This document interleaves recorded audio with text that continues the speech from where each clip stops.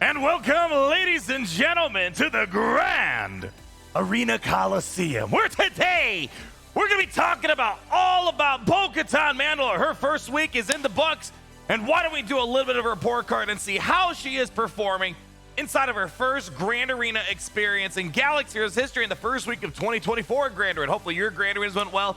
My free-to-play account, main account, went amazingly well for this first week. However, we got to talk about her. How is she doing? We have some defensive analysis. We have some offensive analysis. And I'm going to be honest. There's a couple things that are kind of setting me off a little bit. Number one, what she's beating. And at the same time, how many people actually have her. And that's my biggest thing. So why don't I go ahead, disappear for a moment, and talk to you guys about a couple of the key takeaways here. And then we'll show some gameplay of her pretty much dunking. But here's the biggest problem we have. The biggest problem that we have is that there are only 918 unlocks in total for Star Wars Galaxies with her first run-in.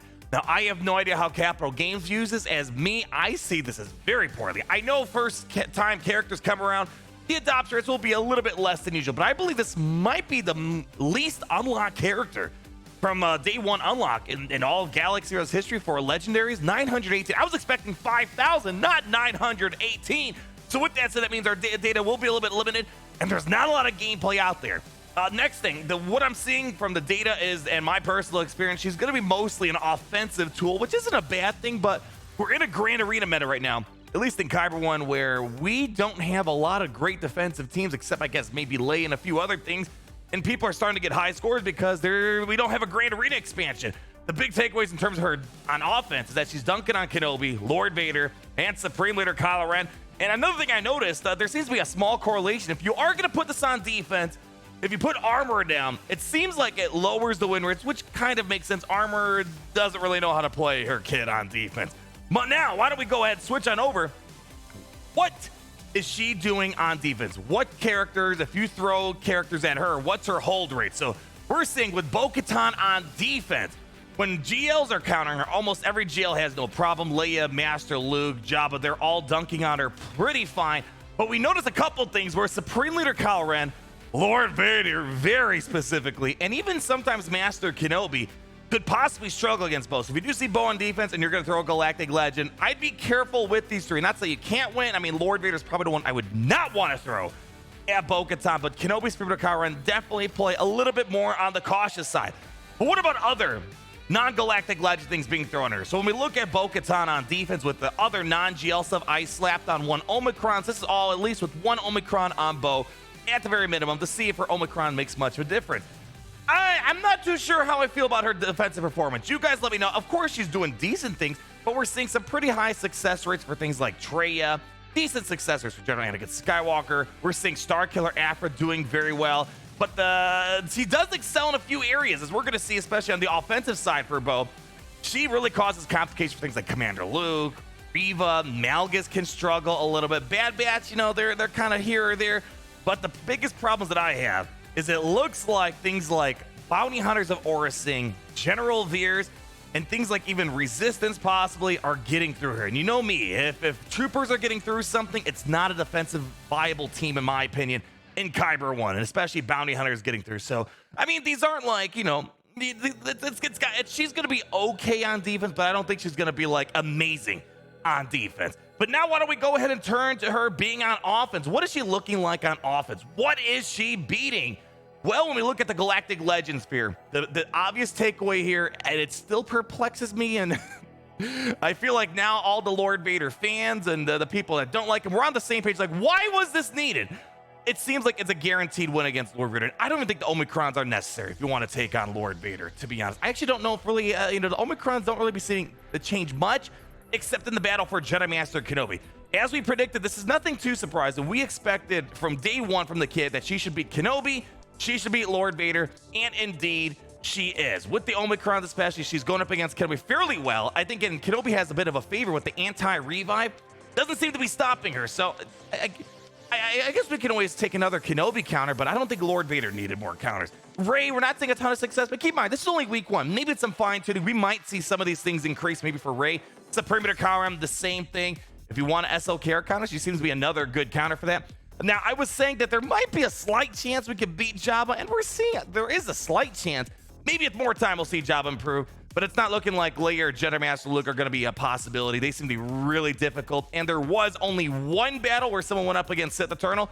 They did win, but it's only one battle, so, take it with a grain of salt. And the last thing I want to go over is the other non-GL things that she's beating when she's on offense. And, this is where I'm kind of seeing myself using her. I think she's going to be mostly an offensive tool for me as it stands, unless some Datacrons come in and mixes things up here.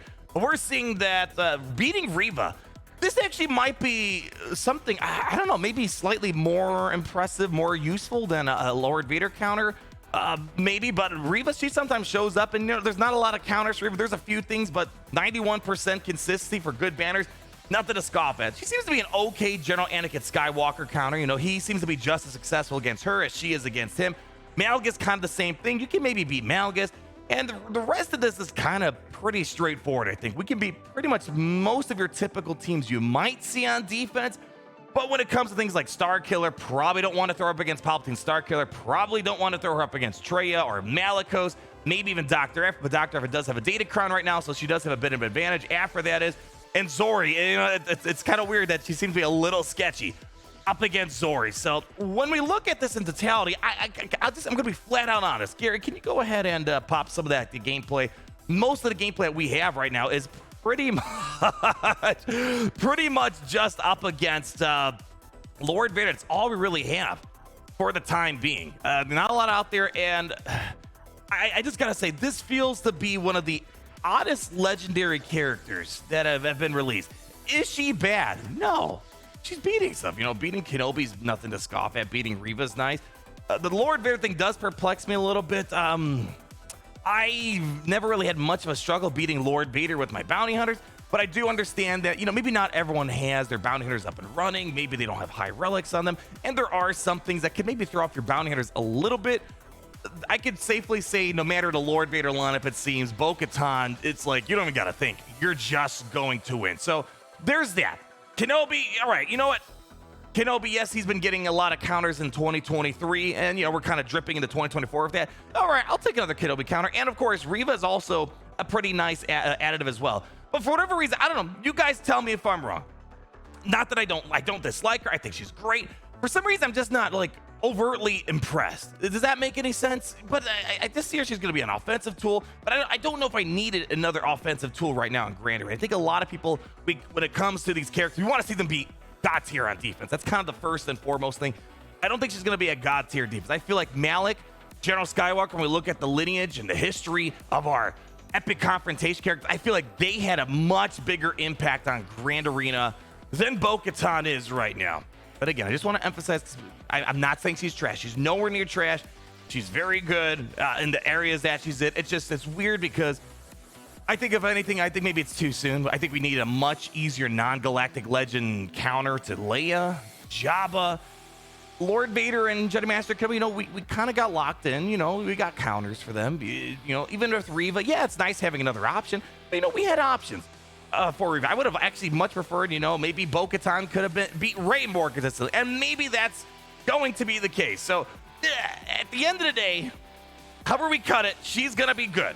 I'm going to use her on offense. That's going to be my game plan. But I wonder. Again, it's just weird. Not a lot of unlocks for this character. And, I'm not just overtly blown away. So I feel like out of all the legends we've had, it feels odd. That's the only way I can really describe it. But we'll have to wait and see. When more people unlock her, we get some more time. Maybe we'll see those numbers rise for Rey. Maybe we'll see there's some way to beat Jabba the Hutt. And once we see that, it's going to look good. So I like where we're starting. I think it's a good start being able to take out Kenobi. Again, maybe I don't want to underestimate or undervalue the ability to beat Kenobi. It's always nice to have a Kenobi counter. Is there a demand for maybe a slight demand? Not as much as Leia or Jabba the Hutt potentially. So it's nice to know we might have the possibility of going up a little bit more. But what I'm seeing right now, except maybe the Kenobi battle where having the Omicron will be nice, for example, to get Bo to ignore the taunt and also getting the revive on the Mandalorians. For the rest of these battles, like Reva, Lord Vader, you can beat those guys before Omicron. So it's kind of hard to recommend all three when it seems like in most scenarios that we're seeing Bo go up against, you don't really need the Omicrons. And even on defense, the Omicrons don't seem to make too much of a difference against a lot of the things that we're seeing out there. You know, troopers are going to run over them regardless. Trey is going to beat them. Bounty hunters should still outrun them. And I think that's one of the big problems with this Bo Katan team. They're not meant to be extremely fast, except maybe the IG-12 and Grogu who gets out there. You know, so maybe I would say if you are going to put this on defense, my biggest tip would probably make sure you're loading up the speed on IG-12 and Grogu to try to get out there, outrun some of these things. It could just really come down to maybe some of these people aren't giving them all the mods. We might see some of those defensive hold rates increase for Bo up against bounty hunters, Imperial troopers. So overall, her first week in Grand Arena, she's doing all right. Like, just for some reason, I'm not like to the moon excited like I was of some of the other recent legendary characters that we have. But you know what? It's only a starting point. It's a good starting point. Maybe the better mods on offense, defense, fine-tuning some strategies, finding some cool interactions. But keep in mind, there's only so many interactions you could possibly find because you need that full light side Mandalorian team. So it's not like you can, like, you know, throw in Wat Tambor or something like that to really get something crazy. You know, but who knows? Not as much theory crafting potential with this team. So have to wait and see. I would love to get your guys' opinion on it. I mean, the fact of the matter is, it's just crazy. I don't like the fact that only 918 people unlocked her. I don't know, maybe Capital Games is okay with that, but I just don't feel like that's a good thing for us. But again, you know, it's always like this. I remember when Jedi Knight Cal first came out, Jedi Knight Luke came out, Commander Luke, Thrawn.